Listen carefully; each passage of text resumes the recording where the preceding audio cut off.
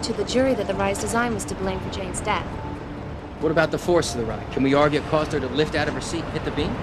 Negative acceleration was created, but not enough to propel the woman out of her seat. So her seatbelt malfunctioned. We tested the belt. It didn't malfunction. Well, it must have. Things fail. We crash tested it 100 times, Tom. It didn't fail. Not once. Okay. Can the park argue that Jane never buckled her belt? That it was part of her plan to stage the accident? I don't think so. This was Jane's seatbelt. The ride operator was supposed to make sure she buckled it. If she hadn't, a light would have gone off on the control panel over there. Okay, do we know whether the control panel was working that day? We checked with the park's maintenance records, and ran tests, and it seemed to be working. Does the train automatically disable if the light goes on? No, it can still run on the track. So if none of the equipment failed, then it must be employee negligence. I mean, maybe somebody failed to make sure Jane's seatbelt was on right. Who was the operator that day? His name's Jeremy Pierce. All right, let's check him out. Maybe he screwed up. Or maybe the park's right. She did unbuckle her belt during the ride. We have to consider that. With trial just weeks away, Ron Trott and his partners face an enormous challenge. The burden of proof is on them. My name, Ron Trott. I'm the plaintiff's lawyer on the case. Look, either I get on the show or I report you to the FCC. I can't get on Susan Hirasuna's show. These financial networks never want to talk to plaintiff's lawyers. But the minute Lloyd wants to get something on the show, he does. Why don't you spin on another show? Or do you want to get on Susan Hirasuna's show because Lloyd has? I know Lloyd's been getting under your skin. Always has. You only took this case because you knew he was on the other side. That, and we can make a lot of money off of it. Beating Lloyd is just a bonus. A big bonus. But somehow he always ends up looking like the winner. That's what drives me crazy. Even when I beat him, the guy still thinks he's better than me because I'm just a criminal lawyer. No matter how many civil cases I win, no matter how many million-dollar verdicts I get, I'm the guy who gets guilty people off. But when guys like him get in trouble for driving drunk or whatever, I'm the guy they call. Why?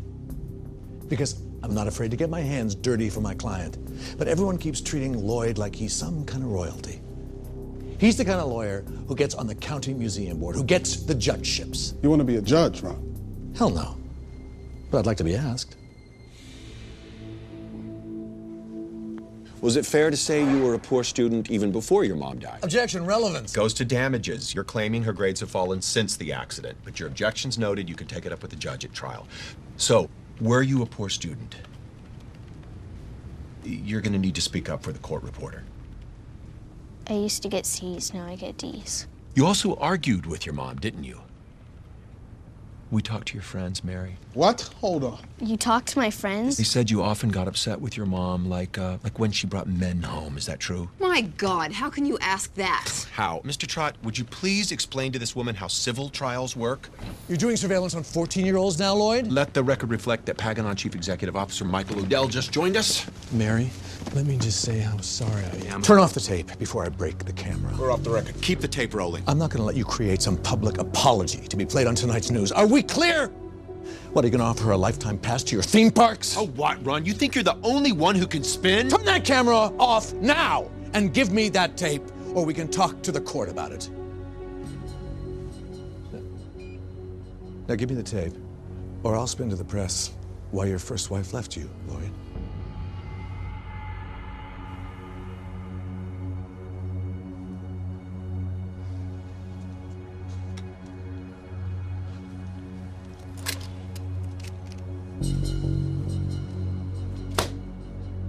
You're a real class act, Ron. Nice going, Ron. What do you want from me? Depositions sometimes get ugly. I wouldn't be surprised if Lloyd goes after her even worse. He wants her to crack. That's how he wins his cases, by destroying the plaintiff, and this one's only 14. You never told me you had some personal issue with him. Personal issues have nothing to do with it. It's a civil case. There's money at stake. That's why it's so rough. Which is why you should have settled the case. That's why I came to you. I wanted to spare Mary the pain of trial. Her psychiatrist said forcing her to relive the experience could devastate her. You know, we are all trying to look out for Mary's best I should have interest. settled the case when I had the chance. For what they offered you? $250,000? What happens when that money runs out and Mary's on the street? A $10 million verdict lets her buy a house and employ court-appointed caregivers who would actually look after her. What they offered buys her long-term foster care. You know what foster care is. A $10 million reward would also mean a huge payday for you, right? You get a third of whatever Mary gets. You're damn right. Run Mary's depot by the mock jury. I want to know how the jury is going to react to Mary's testimony. Where is Mary? Can we talk to her? I'm having her driven back to school. She's had enough of this case for one day. Can they really go after her even worse? Yes, they can. Look, I'm really sorry about what happened today, but we have to do this, otherwise she's going to end up with nothing. And tell her she did a good job today, and tell her we're proud. Keep looking. Let's check the track again.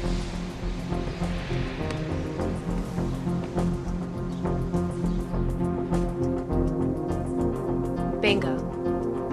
She said it happened before? And that's what the girl's guardian said, but never for this long. So we don't tell Ron unless we have to. He's under a lot of pressure.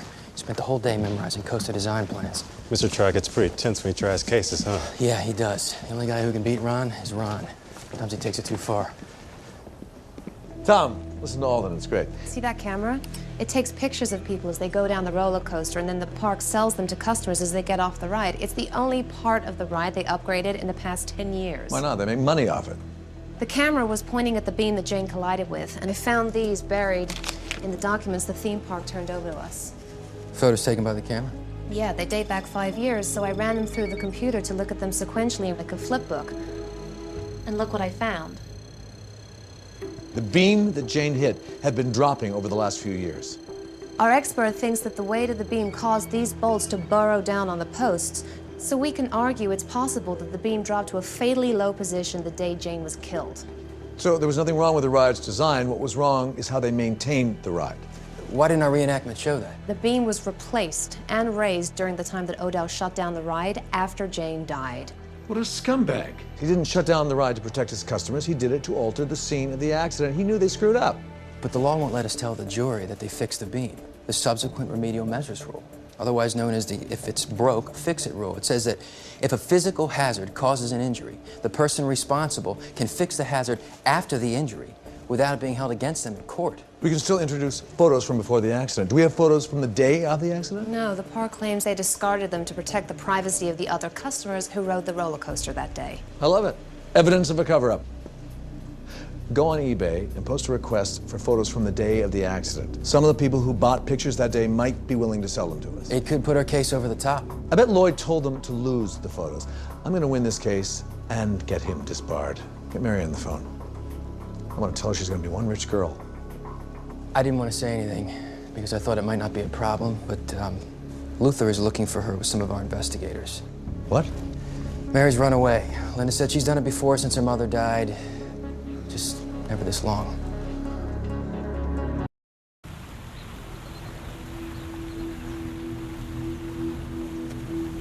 Right over here.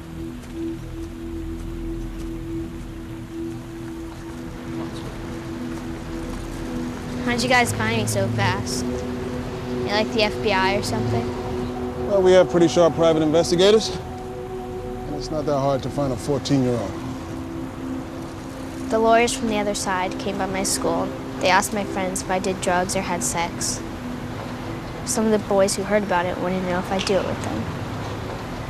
I couldn't go back. So you ran away. Mary, don't act tough, be tough. They want you to break. If you do, they win. Let's go. Ron, she's never going to stand up in court. We have to settle. Lloyd's an ass, but he never went after a 14-year-old before. Call Susan here soon. Tell her I've got a bombshell. If she doesn't want it, I'm going to the Wall Street Journal. I'm going to force her to put me on. This is going to cost the corporation billions. They'll have to settle. Ron Trott, founder of TNT&G, is 1 week away from trial in his lawsuit against Roller Planet Amusement Park. Paganon, we're not suing a happy theme park. We're suing a giant corporation that owns and operates it for profit. You feel you can prove your case? We can prove the park is not only to blame, but that they tried to cover it up by altering the defective beam after the accident. And I can't believe we've got the only victim. I think there's a good chance Paganon could be facing a class action suit by year end. Wait, a class action suit against Paganon, the parent company? They own other parks. That's why Michael Odell, Paganon's CEO, has dodged our request to ask him questions under oath in a deposition. He'd rather